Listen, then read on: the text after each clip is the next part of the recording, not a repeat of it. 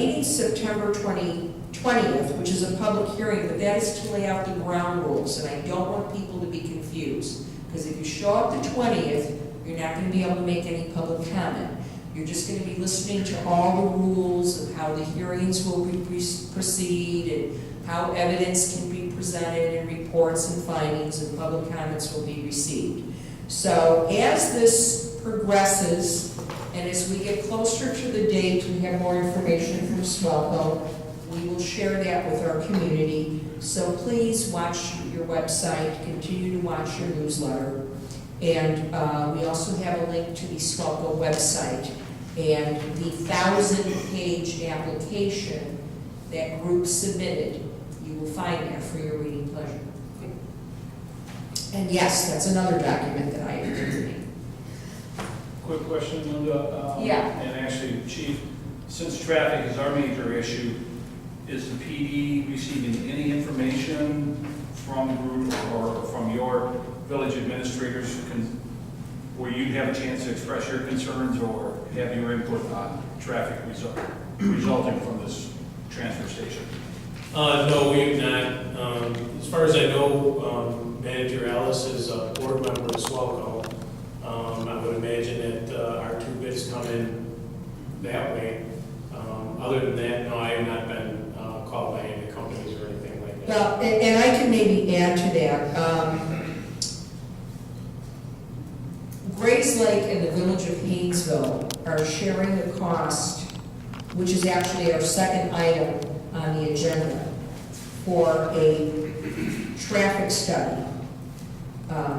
HDR did a preliminary review of the traffic information in that 1,000-page document, which Mike Ellis and I met with Walter Willis, the director of Swelco, and a representative from Round Lake.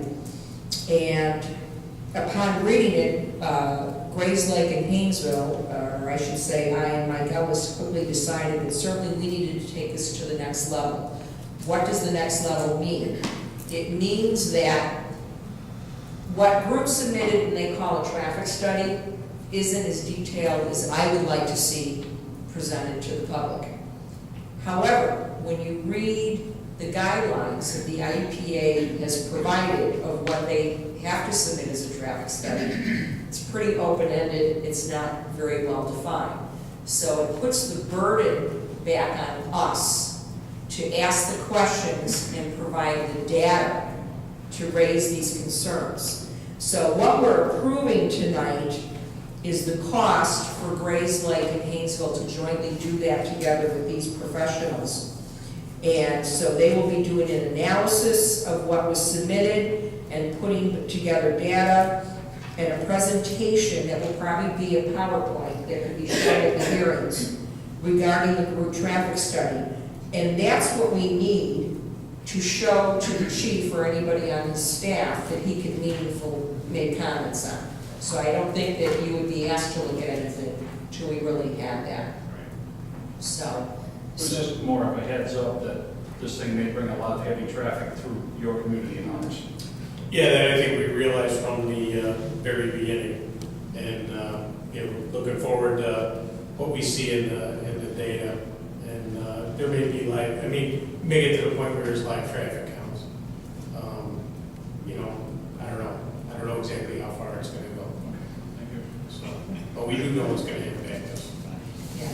We're all very anxious, so more to come. So then the real public hearing is on the 23rd? Yes, but that isn't the only hearing.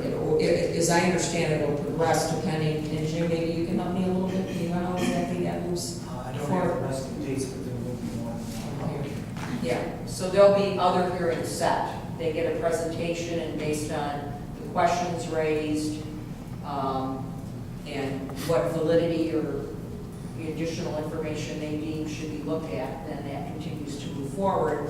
And then, depending on what we witness or hear from those things, then we may decide, okay, we're comfortable, our concerns have been addressed, or we may decide that we need to take further action.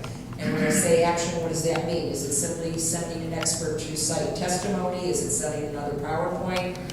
So we'll wait and see. Will those meetings be later on in the evening, or are they going to schedule pretty much maybe in the afternoons, where a lot of the residents won't be able to be present because of the fact that they'll be working?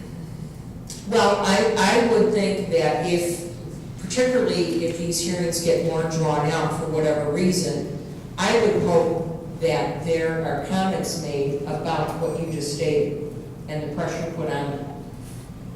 Okay. The other thing I'll tell you is that, as Hainesville and Grays Lake puts information together, that's our information also to share with our public.